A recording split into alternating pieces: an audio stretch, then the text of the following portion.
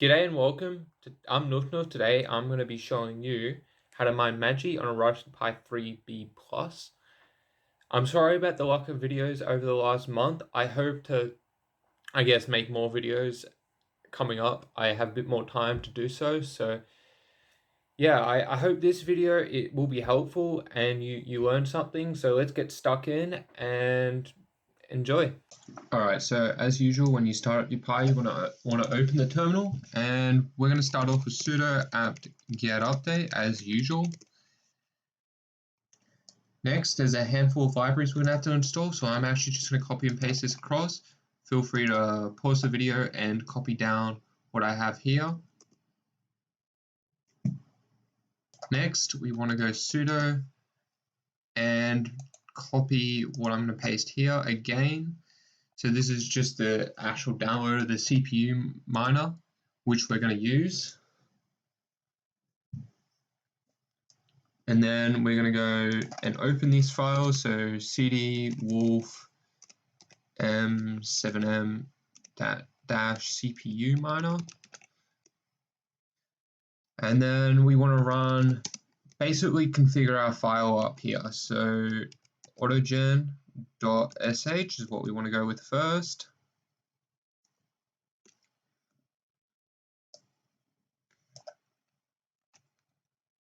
Next, a bit longer here, we want to go sudo, and you're going to want to just copy what I paste in here. That's not what you want to copy. Hold on. Just copy this here, and I'm going to hit enter. And again, this is just configuring it. Also, feel free to pause the video if I'm going too fast.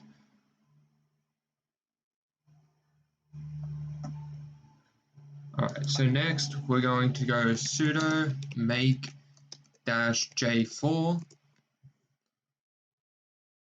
and this will basically just kind of like build the file in, and then after this we can actually start running the miner. So I'll let this run for a second. It might take a little bit, and I'll bring you back. Alright, so now that our Pi is basically set up, or it is setting up, I wanted to show you guys, bring you guys here and just say you need to have to join a pool, otherwise the amount that you mine just won't be very much. You won't mine anything, because there's only a small chance of you actually mining a block or that kind of stuff. But that means that in a normal situation, you're not really going to mine anything. So what you're going to want to do is join a pool, which is a group of people who actually have together have a higher chance of earning something. So what the pool does is they divide whatever earnings you make between the members of the pool. Instead of it being a lotto, then it's just you're pretty much guaranteed to earn something. So I thought I'd bring you here. If you are using MinerClaim, then you can look here and you will go to your worker page. So that's in my account workers, and you'll have your login. So my login's Nufnuf, and then you'll have your worker login, which I've called it Raspberry, and then you choose your password, and again also your password there. So what I'm going to do now is just open up. Alright, so now that you kind of understand what the pool is, you can go set up on either MinerClaim or a different pool. Obviously I'm using MinerClaim, that's why I've used as an example.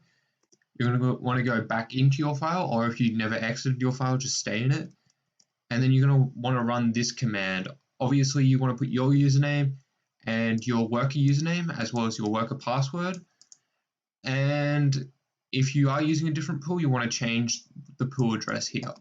So we're going to hit enter, and it's going to start mining. So what we'll see, and I'll wait for it, is that it will tell us how many kilohashes per second we have mining. So let's just wait for that. All right, there we go. So as you can see, we have that many hashes done. I don't know. It doesn't really matter. It's 1.5 kilohashes per second, which, I mean, it definitely isn't fast for a coin like this, but look, we are mining, and I think I might leave it on for a little bit, just mining like this, and bring you back later. I'll actually just jump back into the miner claim here, just to show you that it's active, though I think it was active earlier. And it says our difficulty level. So apparently we're at difficulty level 4.1 and we're registering 1 kilo hash per second, which our Raspberry Pi was saying 1.5, so that's fine. Anyway, I'll bring you back a little later when we mine something. All right, so as you can see here, I'll bring you back 2.5 days later. I've mined about 3.5, 3.6, and then another 0.6 unconfirmed here, which is in total about 4.2. And being that the 3B Plus, which is the board that I'm using, is about a 5-watt board, this means that in total I've used about 0.3 kilowatts.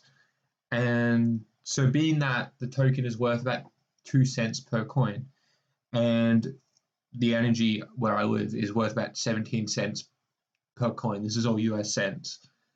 It means that I've made about 3 cents, which in my opinion isn't worth it, because over the time that it takes to pay off for this board, for the Raspberry Pi, it would likely break during that time. And 3 cents per 2.5 days really isn't that much. But it's cool to know that you can actually mine some magic token and actually potentially make money. But the next thing we're going to have to do is actually make a wallet so that we can transfer this XMG into it and then obviously be able to sell it later. So I'm going to come up to the official Magi website, and all the links will be down in the description as usual. And we're going to come to download wallets here, and obviously go download the one that you have. So I'm using a Windows computer, so I'm just going to download it on my computer here. All right, so once you download it, you want to come into your wallet. You want to firstly extract all and then just open your wallet. And pretty straightforward, really. And you're going to want to come up to your receive and copy this address up here.